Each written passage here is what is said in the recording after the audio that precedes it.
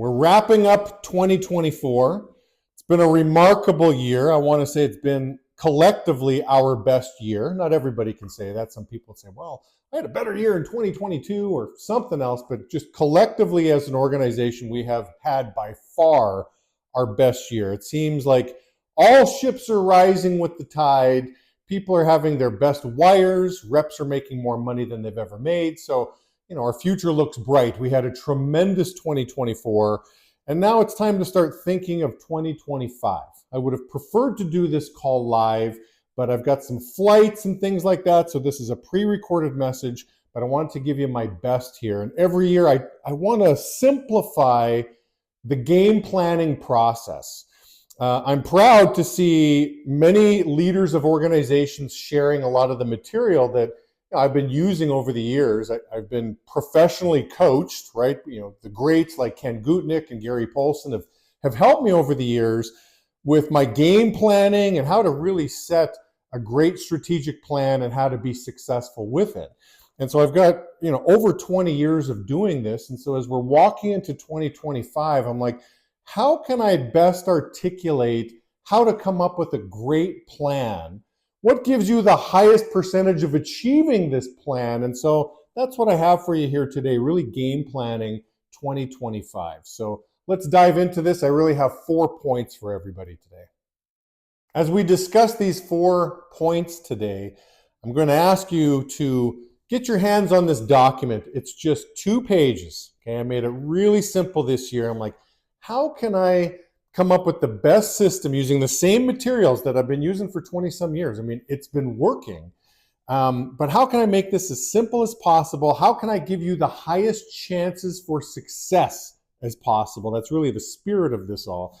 So you can either email me, I've got my hands on this obviously, or I'm going to email this to all the owners in the org. Feel free to reach out to them to get this information. So point number 1, and again, it's in the document, the highlights. It starts with reflection. I put a quote in there that wars are won in the general's tent by Stephen Covey. So, you can say, well, listen, wars are won on the battlefield. That's where all the action takes place. But a good thinker, somebody who's coming up with a strategy in the general's tent before the war, or as John Maxwell puts it, the meeting before the meeting is always the most important meeting. Just really get some reflective time to think. I always say to my son, I'm like, have you ever noticed that some of your best thoughts happen in the shower? Why is that? And he's like, oh, yeah, that's true, Dad. I do get some of my best thoughts in the shower. I'm like, it's one of the only times throughout the day that you don't have a screen in front of you. You don't have any distractions in front of you. So as difficult as it may seem, I can't even stand in line at a Starbucks without whipping out my phone to look at something. I need some kind of information feed happening. Well, hang on. Whoa, we have become, really hooked on these devices. I need some quiet time. So you've got to start by reflecting. You got to start by thinking, how was 2024? If you're new to the business, why did I leave my last job exactly? And what exactly is this business that I'm in? But it really starts with thinking and having some good quiet time to identify really, what do you want to accomplish? But let's start by reflecting. Let's take a really good inventory and analysis of where we honestly are right now and where we want to be. The second point is categories. What areas of your life are important to you? What areas of your life must you succeed in? And I think everybody's going to have a different answer. So there's no one size fits all, but what's important? It's interesting when I reflect and I go back through my old game plans, right, from 2005, right, so 20 years ago. It was all business heavy, so it was clear business was important to you. But I wasn't putting anything together for my physical fitness. I wasn't putting anything together for my marriage. But aren't those 2 areas that are really important? Well, yeah. Well, if you don't set goals around those, if they're not at the front of your mind, there's a good chance you're going to hit the goal that you never set. That's one way to look at it. There's a good chance you're just going to neglect it all year long. And so there's an old saying of personal growth is never accidental. It's purely intentional. So what do I need to be intentional with this year? I just wanted to share with you the 8 categories. I'm going to make myself a little vulnerable, but I want to use this as an example for you to do something similar. Feel free to steal some of these if you like them, or, Jamie, that's just a you thing. I'm a different animal, but you come up with your categories that are important to you. Okay, so here goes. Spiritual. This wasn't on my game plan in 2005. So I said spiritual goals, and here's my tagline. I've got a tagline for each one of my categories. God is at the center of my life. Thy will be done, not my will be done. How can I grow spiritually in 2025? My second category is marriage, an important one. Joanne is the most valued person in my life. I will treasure and adore her. I want to get marriage right. Okay. My third one is father. I want to get fatherhood right. And my tagline is world's best dad. Okay. If there is a competition, I want to do my best to win this competition. I want to be the world's best dad for my kids. The fourth one is relationships. Special moments and special memories with special people. And I'll put together a game plan around that. How can I create special moments and special memories with special people? The fifth one is personal growth. I've already given you that tagline. Personal growth is never accidental. It's purely intentional. How do I want to grow this year personally? The sixth one is physical. Take great care of my body and brain. I want to succeed in this department. Seventh one is financial. My tagline is financial independence is more important than displaying high social status. It's greater than. Okay? Financial independence is greater than displaying, showing off high social status. And the eighth one, the final one, is business. Again, 20 years ago, it was just business. I've added some dimensions. There's some categories that are important to me. And in business, develop real leaders, build people's confidence, and build businesses. So these are my whys. That's kind of how I look at my categories. This is what's important to me. This gets me motivated. And remember, big why, big try. Right? I'm going to put in lots of effort because I got something really important to me. That's the second point here is categories. What is important to you? And we're going to put some game plans around those things. All right, and here's the third bullet for you now. Let's create game plans for each category. There is a science to creating a game plan. So this is the meat and potatoes really of this video here today. And this is the 2-page document that I was talking about. So I'm going to share this document here as I talk through it. So let's dive into this. You'll see the highlights right off the bat on page 1 that I'm obviously talking about on this call. And you'll see on the bottom of page 1 the strategic planning model. Now, I initially got this information from Ken Gutnick, who is at the time coaching high-level CEOs that are running multi-million-dollar organizations, and he was coaching them and helping them come up with game plans and strategic planning for the up-and-coming year. So I had to share this, obviously. I had to keep this in the document, even though I simplified it. This is really important, and it's a great visual. So let's take a look at it again. You know, this is stuff I've been regurgitating for years, right? The vision, the mission, and the values. And you'll see on page 2 how I discuss really the vision, the mission, and the values. So here goes. The vision is, who do we want to become? You know, where are we going? What's the vision? I want to get people to buy into the vision. So I think it's important to articulate the vision really of 2025.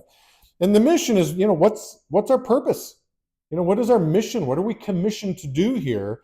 And the values, this is Stephen Covey type stuff. You know, what values are important to us? What are the uncompromisables? And let's have a short list of those that, you know, what values can we all buy into? We're all different people, but I really want to, you know, develop a team that buys into the same values. Okay, so what's important to us? What do we value? Then it's really the what's in the house.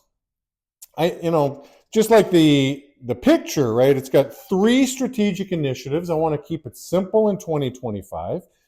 You know, what's most important? Strategic initiative number 1. What's most important? What's the one thing that if you get this right, it's going to affect so many other areas of your business. Knowing what the right things to do are so important. But again, the question to you is, what's the most important thing I want to get great at here? That's strategic initiative number one. And then I want to put the SMART goals. Okay, let's put something measurable, specific, measurable, achievable, realistic, and time bound. That's the acronym of SMART. So that's the what's. And then the hows are the action items. I always like to compare this to, listen, 2024, my goal was to get down to 215 pounds. Here I am again being vulnerable, and I'm happy to report that as I weighed myself this morning, I was 215. I hit it. I can check that box for the physical goals for 2024. Now, I shouldn't celebrate too early because the year's not done yet, and the wheels always have the potential to come off the bus, right?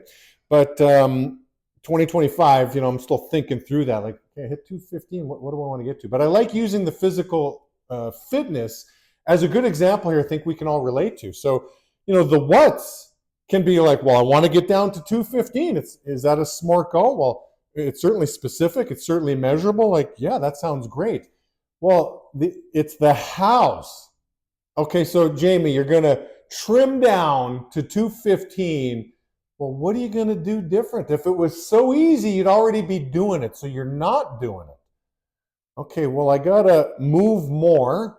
Okay, more physical fitness. So now I got to start putting some hows in this. Well, how often am I going to be going to the gym? What am I going to be doing exactly at the gym? Can I have an accountability partner I can meet at the gym? There's lots of how-tos. And, if I'm moving more, well, I got to eat less. And believe it or not, in 2024, I figured out that I don't necessarily need to eat 3 meals a day. Maybe I can live on 2 meals a day. The whole breakfast means break fast. Maybe I should start eating a little later. That's proven to be a pretty good theory. That's a good how-to that has helped me achieve my goal for 2024. So that's really the game planning, like the process. Strategic initiative number one, what's most important. Strategic initiatives 2 and 3, what's the next most important thing and what's the third most important thing? But let's try to keep it simple to 3, and let's figure out the what's and the hows. The magic is always in the action. I want to read this piece here that's highlighted, right? Highlighted in yellow, or it says highlights. I want to read this piece. Your plan is a living, breathing document. Don't be shy to slightly tweak this from month to month. It is important to protect your confidence. So I do this a lot, right? Like every month I want to take a look at this game plan, like, well, should it be tweaked? And I want to start off with something that I know I can hit because I need to build my confidence. You think of when people drop out of the gym, people in the fitness industry will tell you, listen, January, things get crazy. People sign up to go to the gym, but don't worry, by Valentine's Day, they fall off, right? People aren't achieving their goals. They look in the mirror, they see the same person that they saw January 1st, and they're out. Or maybe they set their goals too high and like, man, I can't commit to going to the gym 4 days a week, man. And they fall off. So I've always said to people, when I've looked at their goals for the year, it's like, well, you want to go to the gym 4 days a week. Can you change it to just 1 day a week? Can you commit to going 1 day a week? Like, Jamie, are you joking? You trying to set me up for something? I'm like, no, I just want you to be able to say after the first month, you did it. And you can always up the ante to 2. It's a living, breathing document. You can up the ante to 2. But let's do something you can do. Build your confidence. I think that is the key with sticking to it for the whole year. The last thing I want to see you do is you walk into 2025, I've got my plan, I'm ready to attack the year. And then by March, if I'm to ask you, hey, so what are you on track for your goals for the year? You're like, I don't even know what I wrote. Or if I ask you in June, or if I see it NatCon in, let's say, July or August, like, yeah, I can't remember what I wrote. I'm just waiting to finish off 2025 and I'll do this again in 2026. Like, no way. We've got to set some realistic goals. And again, don't be shy. This isn't a stone tablet that you've chiseled for 2025. It's a living, breathing document that can morph. I would suggest starting off with things that are simple, that you can hit, build some momentum, build the confidence, and feel free to up the ante. The last piece, and this goes with the last point of, don't be shy to tweak it, but you got to check in. You got to check in at least once a month. That's what I do. That's my habit, is the first Sunday of every month. I need some quiet time again. Again, think of that best thoughts, some of the best thoughts, happen to be in the shower because I have no screen in front of me. I got no device in front of me. I need quiet time at least that once a month.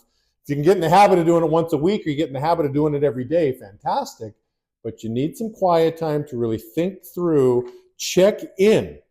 If you want to check in with somebody else, if you've shared your goals with somebody else and they're willing to be your accountability partner, well, fantastic. I tend to do this by myself. Okay, it's just Jamie having a one-on-one with Jamie. How you doing? Let's take a look at this. Are we on track or are we off track? Do we need to up the ante, or maybe I set my goals too lofty and I got to bring it down some, but I got to check in at least once a month. So those are my thoughts on finishing the year off strong and finishing the year off with a great reflective attitude of, okay, what did I like about this year? Where are my areas for improvement, and what do I really want to do in 2025? So find some reflective time. Let's look at the categories. I was pretty one-dimensional years ago. Like, here's my business game plan. Jamie, what's your personal game plan? Well, I don't really have one. What are you doing to be a better husband? I'm not quite sure. I'm focused on work right now. Like, that wasn't good. If you want to be successful in many areas of your life, you got to be intentional. I'm going to throw a shameless plug in here. This was on the goal sheet for 2024 that, hey, listen, this Jamie Hep guy, I want to be an author. I'm going to publish a book. And so this is coming out next year. Grow right now. We'll be talking about this on future episodes. But I'm just saying this as an example. Like, if it's not on the goal sheet, it's just not going to happen. The magic is in the what's and the how's, the action. And so come up with a plan. I mean, that's really step 3. Create a game plan for the categories that matter to you. This mattered to me. It was a category. I did something with it. And find time every month to have those check-ins, whether it's one-on-one with you or whether it's with somebody else, but you got to check in to that living, breathing document to tweak a few things and adjust and keep going throughout the year. So that's what I have for you guys. I wish you guys a Merry Christmas, happy holiday season, and just a fantastic 2025.